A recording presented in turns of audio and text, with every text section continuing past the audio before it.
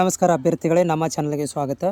ಈ ವಿಡಿಯೋದಲ್ಲಿ 2024-25ನೇ ಸಾಲಿಗೆ ಒಂದು ಅಪ್ಲಿಕೇಶನನ್ನು ರಿಲೀಸ್ ಮಾಡ್ತೀವಿ ಅಕ್ಟೋಬರ್ 15ರಿಂದ ಅಂತ ಒಂದು ಶಿಕ್ಷಣ ಇಲಾಖೆಯಿಂದ ಮಾಹಿತಿ ಬಂದಿರುವಂಥದ್ದು. ನಮ್ಮ BEd ವಿದ್ಯಾರ್ಥಿಗಳಿಗೆ BEd ಮಾಡಬೇಕು ಅಂತ ಬಯಸಿರುವಂಥ ಅಭ್ಯರ್ಥಿಗಳಿಗೆ ಯಾವೆಲ್ಲ ಡಾಕ್ಯುಮೆಂಟ್ಗಳನ್ನು ರೆಡಿ ಮಾಡ್ಕೋಬೇಕು ಅನ್ನೋದ್ರ ಬಗ್ಗೆ ಈ ವಿಡಿಯೋದಲ್ಲಿ ಮಾಹಿತಿಯನ್ನು ಕೊಡ್ತೇನೆ. ಹಿಂದಿನ ವರ್ಷದ ಒಂದು ಉಲ್ಲೇಖವನ್ನು ಇಟ್ಟುಕೊಂಡು ಈ ವಿಡಿಯೋನ ಮಾಡ್ತಾ ಇರುವಂಥದ್ದು. ಹಿಂದಿನ ವರ್ಷ ಏನು ಡಾಕ್ಯುಮೆಂಟ್ ಇತ್ತು ಅದನ್ನೇ ಈ ವರ್ಷವೂ ಕೂಡ ಕೇಳ್ತಾರೆ. ಇದರಲ್ಲಿ ಏನು ಬದಲಾವಣೆ ಆಗೋದಿಲ್ಲ. ಸೊ ಹೀಗಾಗಿ ಯಾರೆಲ್ಲ ನಮ್ಮ ಚಾನಲ್ಗೆ ಹೊಸಬರಿದ್ದೀರಿ, ಮುಂದೆ ಬರುವಂತಹ ಎಲ್ಲ BEd ಅಡ್ಮಿಷನ್ ಪ್ರೊಸೆಸ್ಗಳಿಗಾಗಿ ಚಾನಲನ್ನು ಸಬ್ಸ್ಕ್ರೈಬ್ ಮಾಡೋದನ್ನು ಮರಿಬೇಡಿ. ಅದರ ಜೊತೆಗೆ ನೀವು ಕಂಟಿನ್ಯೂಸ್ ಆಗಿ ಕೂಡ BEd ಮಾಡಬೇಕು ಅಂತಂದರೆ ನಿಮ್ಗೆ ಏನಾದರೂ ಡೌಟ್ ಇದ್ದರೂ ಕೂಡ ನನಗೆ ಕಾಮೆಂಟ್ಸ್ ಮುಖಾಂತರ ತಿಳಿಸಿ. ಫ್ರೀ ಇದ್ದಾಗ ಅದನ್ನು ವಿಡಿಯೋ ಮುಖಾಂತರ ನಿಮಗೆ ಮಾಹಿತಿಯನ್ನು ಶೇರ್ ಮಾಡಲಿಕ್ಕೆ ಪ್ರಯತ್ನ ಮಾಡ್ತೇನೆ. ಸೊ ಫ್ರೆಂಡ್ಸ್, ಇಲ್ಲಿ ನೋಡ್ತಾ ಇದ್ದೀರಿ ನೀವೀಗ, ಇದು ಹಿಂದಿನ ವರ್ಷದ ಒಂದು ಮಾಹಿತಿಯನ್ನು ತೊಗೊಂಡು ನಿಮಗೆ ಮಾಹಿತಿ ಕೊಡ್ತಾರೆ. ಅಂತೂ ಯಾವೆಲ್ಲ ಡಾಕ್ಯುಮೆಂಟ್ ಬೇಕು ಅನ್ನೋದ್ರ ಬಗ್ಗೆ ಇದರಲ್ಲಿ ಒಂದು ಬಾಕ್ಸಲ್ಲಿದೆ. ಸೊ ಒಂದೊಂದಾಗಿ ನಿಮಗೆ ಮಾಹಿತಿ ಕೊಡ್ತಾ ಬರ್ತೇನೆ. ಒಂದನೇದು ನೀವು document original SSLC marks card ಬೇಕು ಇಲ್ಲಿ. ಆಮೇಲೆ ಎರಡನೇದು ಸೆಕೆಂಡ್ PUC ಮಾರ್ಕ್ಸ್ ಕಾರ್ಡ್ ಇರಬೇಕು. ಮೂರನೇದು ಏನಪ್ಪ ಅಂತಂದರೆ ನಿಮ್ಮ ಒಂದು ಡಿಗ್ರಿ ಸರ್ಟಿಫಿಕೇಟ್ಸ್, ಸೆಮಿಸ್ಟರ್ ವೈಸ್ ಆಗಿದ್ದರೆ 6 ಡಿಗ್ರಿ ಸರ್ಟಿಫಿಕೇಟ್ಸ್ ಮತ್ತು ಇಯರ್ ವೈಸ್ ಆಗಿದ್ದರೆ 3 first year, second year, third ಇಯರ್ದು ಡಿಗ್ರಿ ಮಾರ್ಕ್ಸ್ ಕಾರ್ಡ್ಗಳನ್ನು ತೊಗೋಬೇಕಾಗುತ್ತೆ. ಅದರ ಜೊತೆಗೆ ಏನಪ್ಪ ಅಂತಂದರೆ ಇಲ್ಲಿ ನೀವು 7 ವರ್ಷದ ಸ್ಟಡಿ ಸರ್ಟಿಫಿಕೇಟ್ಸ್, 7 ವರ್ಷ ಅಂದರೆ 1 to 10 ತನಕ ನೀವು ಸ್ಟಡಿ ಸರ್ಟಿಫಿಕೇಟ್ ಅಥವಾ 7 ವರ್ಷದ ಡೊಮೆನ್ಸಲ್ ಸರ್ಟಿಫಿಕೇಟನ್ನು ತೆಗೆಸ್ಕೊಂಡ್ರೆ ಒಳ್ಳೆಯದು. ಎರಡರಲ್ಲಿ ಒಂದು ಬೇಕಾಗುತ್ತೆ.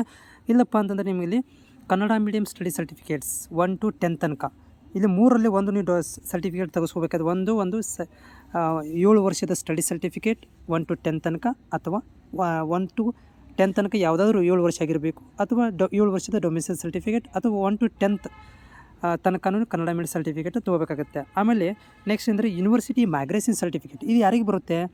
ಬೇರೆ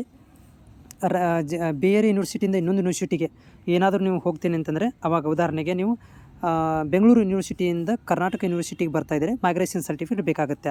ಆವಾಗ ನಿಮಗೆ ಇದು ನೀಡಿರುತ್ತೆ, ಅದನ್ನು ತೊಗೋಬೋದು. ಅದನ್ನು ಬಿಟ್ಟರೆ ನೆಕ್ಸ್ಟ್ ಯಾವುದಪ್ಪ ಅಂತಂದರೆ ಇಲ್ಲಿ ಯೂನಿವರ್ಸಿಟಿ ಆಯಿತು. ನೆಕ್ಸ್ಟ್ ಕಾಸ್ಟ್ ಸರ್ಟಿಫಿಕೇಟ್ಸ್, ತುಂಬ ಇಂಪಾರ್ಟೆಂಟ್ ಇದು ಕಾಸ್ಟ್ ಸರ್ಟಿಫಿಕೇಟು. ಕಾಸ್ಟ್ ಸರ್ಟಿಫಿಕೇಟ್ ಯಾಕಂದರೆ ಕಾಸ್ಟ್ ಮೇಲೆ ನೀವು ಜಾಸ್ತಿ ಅಪ್ಲೈ ಮಾಡ್ತೀರಾ, ಕಾಸ್ಟ್ ಮೇಲೆ ನಮಗೆ ಭಾಳ ಇಂಪಾರ್ಟೆಂಟ್ ಆಗುತ್ತೆ. ಯಾಕಂದರೆ ಸೀಟ್ಗಳನ್ನು ಪಡ್ಕೊಳ್ಳೋಕ್ಕೆ ಕಾಸ್ಟ್ ಸರ್ಟಿಫಿಕೇಟ್ ಬೇಕು.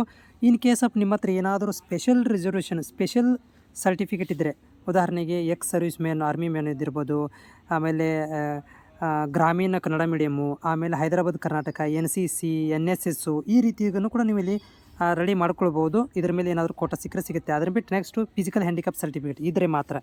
Okay, next Kalyana Karnataka, Hyderabad Karnataka Kalyana Karnataka certificate HK 370J ಅಂತ ಕರಿತೀವಿ, ಅದು ಇದ್ರೂ ಉಳಿತೆ, ಅದು ನಿಮ್ಮಲ್ಲಿ ಅಪ್ಲಿಕೇಬಲ್ ಆದರೆ ಮಾತ್ರ. ಇವೆಲ್ಲವುಗಳನ್ನು ಕೂಡ ನೀವು ರೆಡಿ ಮಾಡ್ಕೋಬೇಕಾಗತ್ತೆ, ನೆನಪಿಟ್ಕೊಳ್ಳಿ. ಸೊ ಇನ್ನೊಂದು ಸಲ ರಿಪೀಟ್ ಮಾಡ್ತೇನೆ, SSLC, PUC, ಆಮೇಲೆ ಆಲ್ ಡಿಗ್ರಿ ಸರ್ಟಿಫಿಕೇಟ್ಸ್ ಇರಬೇಕು, ಆಲ್ ಡಿಗ್ರಿ ಮಾರ್ಕ್ಸ್ ಕಾರ್ಡ್ಸ್ಗಳು, ಆಮೇಲೆ 7 ವರ್ಷದ ಸ್ಟಡಿ ಸರ್ಟಿಫಿಕೇಟ್ ಕನ್ನಡ ಮೀಡಿಯಮ್ಮು ಇದ್ರೂ ಒಳ್ಳೆಯದೇ, ಡೊಮೆನ್ಸಿಯಲ್ ಸರ್ಟಿಫಿಕೇಟ್ ಇದ್ದರೂ ಕೂಡ ಒಳ್ಳೆಯದೇ. ಆಮೇಲೆ ಯೂನಿವರ್ಸಿಟಿ ಮೈಗ್ರೇಷನ್ ಇದ್ದರೆ ಮಾತ್ರ, ಇದು ಎಲ್ಲರಿಗೂ ಅನ್ವಯ ಆಗೋದಿಲ್ಲ, ಯಾರು ರಾಜ್ಯದಿಂದ ರಾಜ್ಯ ಹೋಗಿರ್ತಾರೆ ಅಂಥವ್ರಿಗೆ. ಆಮೇಲೆ ಕಾಸ್ಟ್ ಸರ್ಟಿಫಿಕೇಟು, ಆಮೇಲೆ ಸ್ಪೆಷಲ್ ರಿಸರ್ವೇಷನ್ ಏನಾದರೂ ಬೇಕಾದ್ರೆ ಅದು ಕೂಡ ಎಕ್ಸ್ ಸರ್ವಿಸ್ ಮ್ಯಾನ್ ಇರುತ್ತೆ. ಓಕೆ, ಆಮೇಲೆ Kannada medium, rural Kannada medium, NCC, NSS ಇವುಗಳನ್ನು, ಆಮೇಲೆ ಫಿಸಿಕಲ್ ಹ್ಯಾಂಡಿಕ್ಯಾಪ್ಟು, ಆಮೇಲೆ 370J ಇಷ್ಟುಗಳನ್ನು ನೀವು ರೆಡಿ ಮಾಡ್ಕೊಳ್ಳಿ. ಮುಂದಿನ ತಿಂಗಳು 15ನೇ ತಾರೀಕಿನಿಂದ ನಿಮ್ಗಳಿಗೆ ಅಪ್ಲಿಕೇಶನ್ ಬಿಡ್ತೀವಿ ಅಂತ ಹೇಳ್ತಾರೆ. ಅದಕ್ಕಿಂತ ಮೊದಲು ಏನಾದರೂ ಮಾಹಿತಿ ಅಥವಾ ನಿಮ್ಮಲ್ಲಿ ಏನಾದರೂ ಡೌಟ್ಗಳಿದ್ದರೆ ನನಗೆ ಕಾಮೆಂಟ್ಸ್ ಮುಖಾಂತರ ತಿಳಿಸಿ. ಜೊತೆಗೆ ನಮ್ಮ ಚಾನಲ್ಗೆ ಹೊಸಬರಾಗಿದ್ದರೆ ಚಾನಲ್ ಸಬ್ಸ್ಕ್ರೈಬ್ ಮಾಡೋದನ್ನು ಮರಿಬೇಡಿ. Thank you.